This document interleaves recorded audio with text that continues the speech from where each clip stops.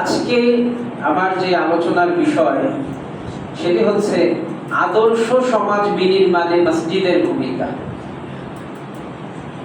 আদর্শ সমাজ বিনির্মাণে মসজিদের ভূমিকা এই বিষয়ে আমি মোট ৬২টি পয়েন্টে আলোচনা করব ইনশাআল্লাহ। এই ৬২টি পয়েন্ট আজকে এক জুমায় হয়তোবা আলোচনা করে শেষ করা যাবে না। সামনের যখন আসবো ইনশাআল্লাহ তখন বাকি পয়েন্টগুলো নিয়ে আলোচনা করব। আজকে যতদূর পারা যায় ইনশাআল্লাহ আলোচনা করব। তো আমাদের সময়ে মসজিদগুলো হয়ে গেছে, মসজিদ বলতে আমরা শুধুমাত্র বুঝি যে সালাতের জায়গা, নামাজের জায়গা, শুধুমাত্র সালাত পড়ে নামাজ পড়ে আমরা চলে যাচ্ছি। এর বাইরে মসজিদ শব্দটা যখন আমাদের সামনে আসে তখন আর কোনো চিত্র ভাসে না, শুধুমাত্র সালাত ছাড়া। আর শুক্রবার দিনে বা জুমার দিনে একটু খুতবা আমরা শুনি, এর বাইরে মসজিদ বললে আমাদের চোখে কোনো কিছু ভাসে না। আল্লাহ রাসূল সাল্লাল্লাহু আলাইহি ওয়াসাল্লাম হাদিসে বলছেন, আহাব্বুল বিলাদি ইলাল্লাহি মাসাজিদুহা, যে আল্লাহর নিকট এই জমিনের মধ্যে যত ভূখণ্ড আছে, যত জমিন আছে, এর মধ্যে এই জমিনের মসজিদ এটা হচ্ছে আল্লাহর কাছে সবচাইতে প্রিয়। বিলাদ বলা হয়েছে, বিলাদ বলা হয়েছে, বিলাদ মানে হচ্ছে ভূখণ্ড বা জমিন। বালাদ হচ্ছে এক বচন, বিলাদ এটা হচ্ছে বহু বচন।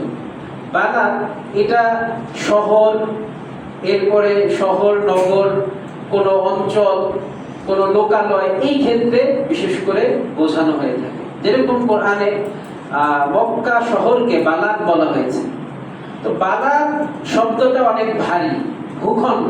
তো যত ভূখণ্ড আছে, যত জমিন আছে, এর মধ্যে মসজিদের এই জমিন হচ্ছে আল্লাহর কাছে সবচাইতে প্রিয়।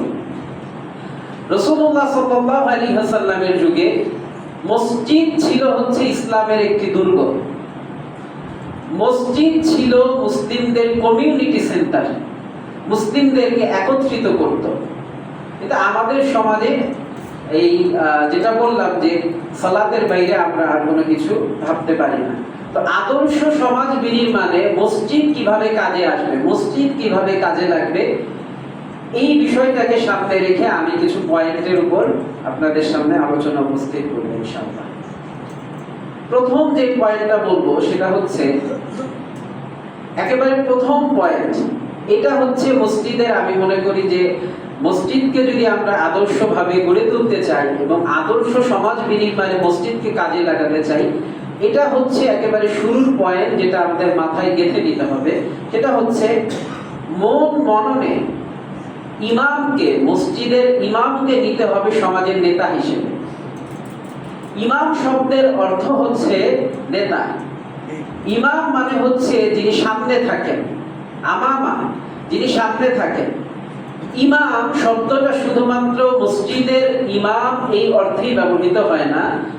ইমাম বলতে রাষ্ট্রের যিনি প্রধান, রাষ্ট্রনায়ক, যিনি মুসলিম রাষ্ট্রের, ইসলামী রাষ্ট্রের খলিফা, তার ক্ষেত্রে ইমাম শব্দটা ব্যবহার হয়।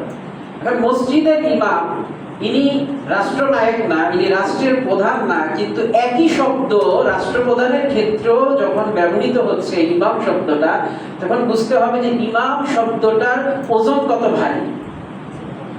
ইমামকে যদি আমরা সমাজের নেতা হিসেবে আমাদের মননে আমরা গেঁথে নিতে পারি, তাহলে সামনের যে পয়েন্টগুলো ইনশাআল্লাহ আলোচনা করব, যে মসজিদ আমাদের আদর্শ সমাজ গঠনে কিভাবে কাজে আসবে, সামনের পয়েন্টগুলো আমাদের জীবনে, আমাদের মাঝে বাস্তবায়ন করা সহজ হয়ে যাবে। এটা আমাদের প্রথম মাথায় রাখতে হবে যে ইমামকে আমরা নেতা হিসেবে নিব। ইমামকে আমাদের সমাজে মনে করা হয় যে টাকায় কেনা গোলাম। আমরা বেতন দেই, তারা আমাদের টাকায় কেনা চাকর, বা ইমামদের সঙ্গে গোলামের মতো অনেক মসজিদে এরকম, অনেক সমাজে এরকম আচরণ করা হয়। এটা একটা দুঃখজনক বাস্তবতা। তবে আলহামদুলিল্লাহ আপনাদের এই বাইতুল কারিম জামে মসজিদে, এটা আপনাদেরকে খুশি করার জন্য বা আপনাদের মন জোগানোর জন্য আমি বলছি না, আপনাদের মসজিদটা ব্যতিক্রম। আমি আলোচনা করছি এটা সারা দেশের সামগ্রিক একটা চিত্র সামনে রেখে।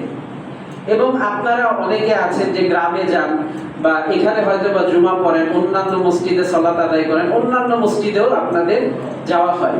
সেই মসজিদের হয়তো বা চিত্র এরকম না।